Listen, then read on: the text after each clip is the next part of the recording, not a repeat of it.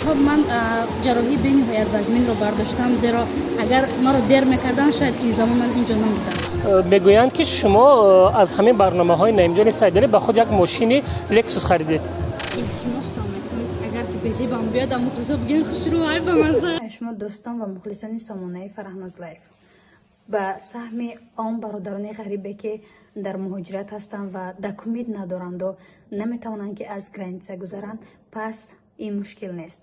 برای همه شما شرکت اکای جورابک کمک میکند و شما دکومنت ندارید و شما رو با آن همین خودش با دل پر و با آن همین جواب دادن دکومنت های شما پورا میکند و همه شما رو از گرانیته میگذراند و مدتی آن همین 7 ماه یا 8 ماه است که من با خود اکای جورابک شرطنامه دارم و یگان برادر مهاجری ما تاها شکایت نکرده است و با ماشین های زمانوی با دلی پر با دکومنتی خوب از گرانیته رفته گذاشتند. پس زنگ بزنید، نویسید، بیگمانگی رفته از گرانیته گذرید. مرحمت. دوستان عزیز، پیشکش شماست برنامه مزه‌شو و مهمان نوبتی برنامه ماست فرهناز جان، خوش آمدید به برنامه ما. امروز چه طور تماشابینان ما می‌بینند برنامه ما غیر مقرر است برای که در پس ما داماد عروس ها هست. ما اینو اهمیت نمیدیم، برنامه رو دوام میدیم و خوش آمدید یک بار دیگه ببینید به برنامه ما. خیلی شدم که در برنامه ما رو همچون مهمان دعوت کرده و میسنجم هنر خود را که تا چه اندازه میتوانم. من امیدوارم که شما بانوی به هنر هستید، زیرا که از همه برنامه‌های دشوار در کانال نعیم جان صیدلی میاد شما از عهده او به خوبی که میبرید. امیدوارم که یک برنامه رنگین، برنامه جالبی با اشتراک فرهناز میشود. امروز برای ما چی آماده میکنید؟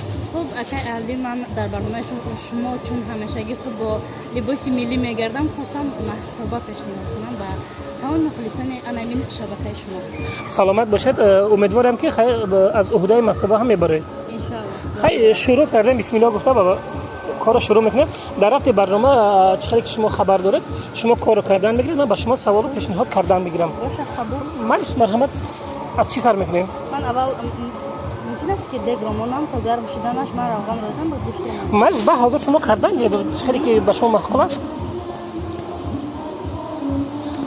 فرهناز جان، من نسب شما رو اصلا نمیدونم. من فرهناز طاهرخان هستم. به فکرم همگی میدونم چون سامانه‌های من با نام فرهناز طاهرخان است. شما فرهناز جان، من چقدر که میبینم شما تنها در برنامه‌های نعیم جان صیدلی اشتراک میکنید، در دیگر شبکه‌ها دیده شما رو نمیشود و من میدونم که شما از عائله اهل تلویزیون، اهل فرهنگ هستید. بله درست قید کردید اکای اهل دین. من در برنامه شما اومدم قبول است، لیکن شما با فکرم که در تلویزیون هم کار کرده، در دیگر شعبه های مثال میگیرم معارف و دیگر کار کرده، لیکن تنها از برنامه های نعیم جان صیدلی شما رو دیدیم. بله من راست گفته که من در عائله همین ژورنالیستان به وی رسیدم چون پدری من در این ساحه هستم، ژورنالیست هستم. من در تلویزیون دوشنبه HD میگن من 5 سال کار کردم به حیث ژورنالیستی که پس پرده است. بله پس پرده است و 2 برنامه مؤلفی داشتم و همین گونه شد که یک همکاری ما پیشنهاد کرد برای اکای نعیم جان و اکای نعیم جان ما رو دعوت کرد به برنامه و برنامه رو پیشنهاد کرد، سنری برنامه رو پیشنهاد کرد و من گفتم که اکای نعیم جان که من یک برنامه میگذارم اگر ببینم که مرا مخلصان چگونه قبول میکنن، اگر که نه قبول کردم من دوام میدیم، اگر که نه نمیتونم. اگر یوتیوب همین خیلی هست که باید با خواهش چی میگن مخلصان باید کار کنی و همین طور هم شد که من برنامه میدانیانه رو اولین مرتبه با خود اکای نعیم جان شیردیل ثبت کردم و بعد از یک روز پرسمت رو دیدم که 475,000 رفته است در بین یک روز و همین خیلی شد که برنامه به من پسند آمد و در کوچه برآمدم. اینکه من در 5 سال در تلویزیون بودم مرا هیچ کس نمیشناخت و در مدت یک برنامه که من اینقدر موفق شدم و در کوچه ها و فرهناز میدونی یا نه و همین مرا روح بلند کرد و من تصمیم گرفتم که برنامه های اکای نعیم جان میدونی رو پورا من برم. فرهناز جان، شما در عائله چند فرزند هستید؟ من در عائله 4 نفر هستم و 3 پسر 1 دختر. شما از همه خردی هستید؟ نه من دومگی هستم، برادرم هست که با عائله دار هستن، صاحب فرزند منم و 2 دختر دیگر خردسال دارم. با راه پدر چند کسی شما رفتید؟ 1 من. تمام. از بین 3 مرد یک دختر کسی پدر رو انتخاب کرد. کردم. پدرم اولا راضی نبودم. این رو من همه وقت میگم. من وقتی که 11 رو تمام کردم در چهاربینی مکتب و داخلی مکتب بیرون از آن فقط برنده بودم. به همین خاطر که وقتی 11 رو تمام کردم باید اختصاص انتخاب میکردم. دادم گفت که به غرض انمی ژورنالیستیک کجایی که من داخل میکنم. رو گپ میزنن، نطق بر را دارن، به هر یک سوال جواب پوره میدهند. هستن مهمان هایی که به سوال ها عموما که جواب ندارن میگن که دیگر سوال گفته میشنونه که بعد کادر وقتی که کامera خاموش میگردد با اونها یک ساعت مشورت میکنه که همین سوال باید جواب دهی. دیگر با شما با کی به حد دشوار بود برنامه گذراندن؟ من راستی در برنامه‌های میلیونی کم عذاب کشیدم.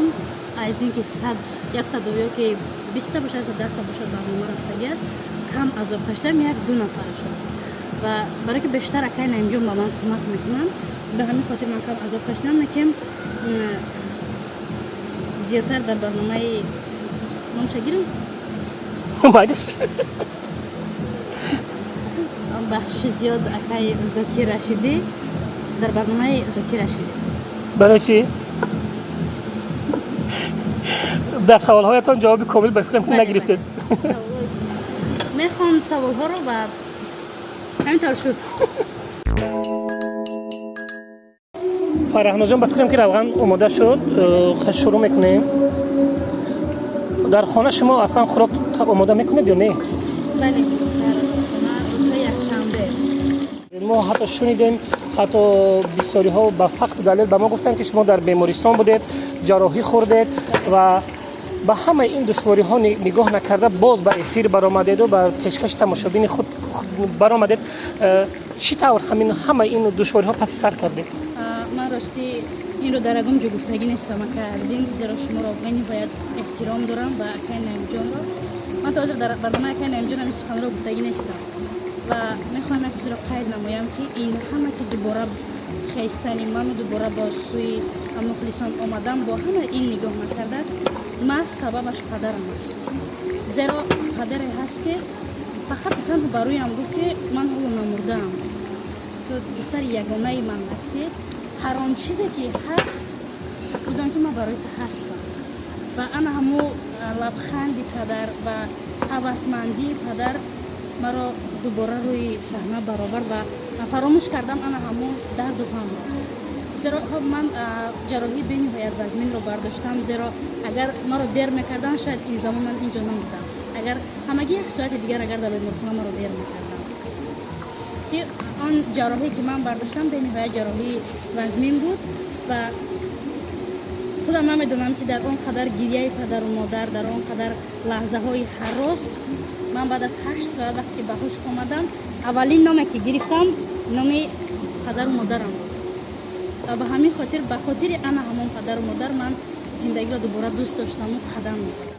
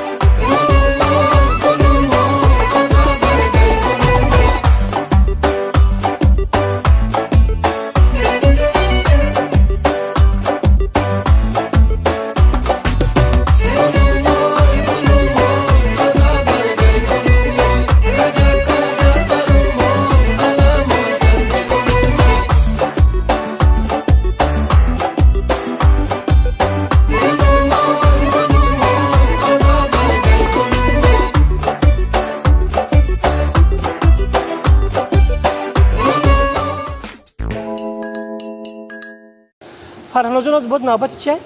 ما برنج میاندازیم. مالش مرحمت کنین. ببین ای طرف بذارم من درست. مالش چه که دشمن محقوله خوبتر میشه. ای رفتی بوی خوراکتون که خوردم به حد به مزه نمیدونم چی میشه. انا خود نوبت برنج بله بله من برنج مستواد اول آب نمیدوزن ما راستی گپ اکای اهل دین مستوای فرهناز نمیره هر کس با طبیعت خودش خراب میکنه من خاص البته من با همین فکر در خونه اول بعد که تاف دادم انا هم محصول برنج میاندازم قطعا نمی محصولاتو اول تاف میکنم بعدا چی میگم آب داخل میکنیم بعد بله فرصت آن است که خوراک آماده کرده فرهناز را ما تحمل بکنیم بچشیم و به بهای خوب ان شاء الله میدهیم. فرهناز باشه خوراک نمودی به نهایت خوب دارد، بوی طعم خوب دارد، خوب است. خوب است. بله هم لذت پودینه دارد، هم کبودی ها، هم برنج، هم گوشت، همه چیز طعم خودش را گم نکرده است. من راستی یکم بار دیدم که مستوبه را چنین آماده کنم. بچشید بها میدیم. همه میخواستم مینداری خود را به ماموریت طربخانه شرشره برسانم برای این محیطی برای ما پیشنهاد کرده اشان و تماشاگران گرامی اگر آواز شنوید در کادر عروس و دامادهای زیاد را ببینید اهمیت دهید که در اینجا هر روز توی است، سور است، تماشا است، خرسندی است. دیگر من خوب روگی هستم خب کردم نمیتونم اگر گپ نزنم به نهایت جای خورم بود باور میکنید هرچند که در زمستان بود نکن از سلفی کردن و از استوری کردن از به نهایت حلاوت بودن. به همه آن نوجوانانی که در این طرفخانه هستند خوشبختی عمر دراز خانه آباد خواهانیم تا برنامه‌های دیگر باقی در پناه الله باشد. خیر مزه شو بو آلیدین